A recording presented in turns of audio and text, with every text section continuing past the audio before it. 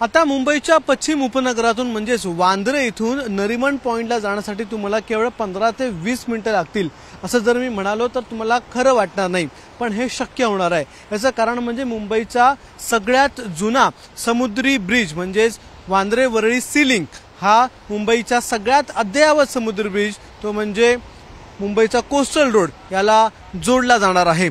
आपण पाहताय समोर आपल्याला दोन्ही प्रकल्प दिसून येणार आहेत। एका बाजूला वांद्रे वरळी सी लिंक वरून सध्या वाहतूक सुरू आहे तर दुसऱ्या बाजूला कोस्टल रोडचा समुद्री ब्रिज आपल्याला दिसतोय, पण या दोघांच्या मध्ये अजूनही कनेक्शन झालेलं नाहीये। हेच कनेक्शन करणार आहे मागे उभा असलेला तो निळ्या कलरचा गर्डर। हा जो निळ्या कलरचा गर्डर आहे तो गर्डर या दोन्ही इन्फ्रास्ट्रक्चर प्रोजेक्ट मधला महत्त्वाचा दुवा असणार आहे। हा जो गर्डर आहे त्याची खासियत ही आहे ती म्हणजे हा तब्बल 2000 मेट्रिक टनचा गर्डर आहे। पूर्णतः स्टीलने हा गर्डर बनवण्यात आलेला आहे आणि याला बो आर्च गर्डर म्हणतात आणि हाच गर्डर आता या दोन्ही ब्रिजच्या मध्ये उभारला जाणार आहे।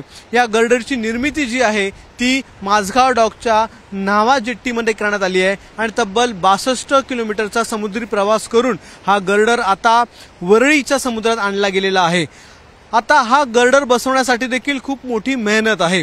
हा गर्डर त्याच वेळी बसवला जाईल ज्यावेळी सगळी जी आजूबाजूची परिस्थिती आहे ती अतिशय अनुकूल असेल, म्हणजेच समुद्राची भरती ओहोटीची वेळ बघितली जाणार आहे, वाऱ्याची दिशा बघितली जाणार आहे आणि त्यानंतरच हा गर्डर बसवला जाणार आहे। सध्याची जी तारीख आहे ती म्हणजे उद्या सकाळी 5 वाजता या गर्डरला बसवण्याचं काम इथे सुरू केलं जाईल आणि परवा सकाळी म्हणजे 27 तारखेपर्यंत हा गर्डर इथे बसवला गेलेला असेल अशी शक्यता सांगितली जाते। मात्र यामागे खूप मेहनत आहे आणि खूप मोठं अभियांत्रिकीचं काम या ठिकाणी केलं जाणार आहे। त्याच्यानंतरच मुंबईचा वांद्रे वरळी सी लिंक हा मुंबईच्या कोस्टल रोडला जोडला जाईल।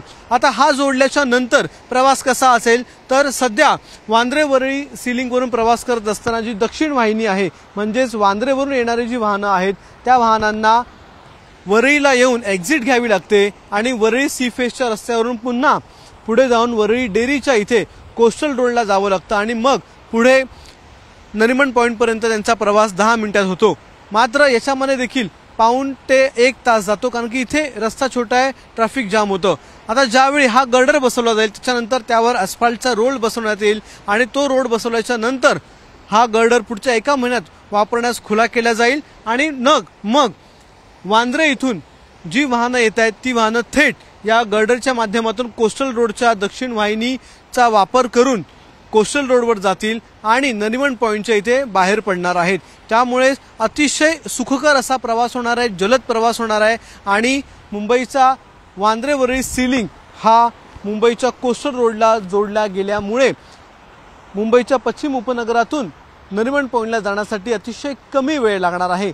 अशाच प्रकारे आणखीन एक गर्डर हा काही दिवसांमध्ये येईल आणि तो देखील उत्तर वाहिनीवर बसवला जाईल। त्यानंतर मुंबईचा कोस्टल रोड हा पूर्णतः ज्यावेळी सुरू होईल त्यावेळी नरिमन पॉइंट पासून ते वांद्रेपर्यंत आणि वांद्रेपासून ते नरिमन पॉइंट पर्यंत अगदी 20 मिनिटांमध्ये सगळ्या वाहन चालकांचा प्रवास होईल।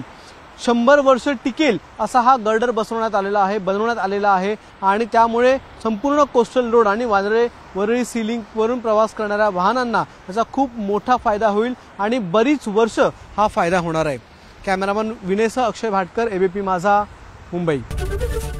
एबीपी माझा, उघडा डोळे बघा नीट।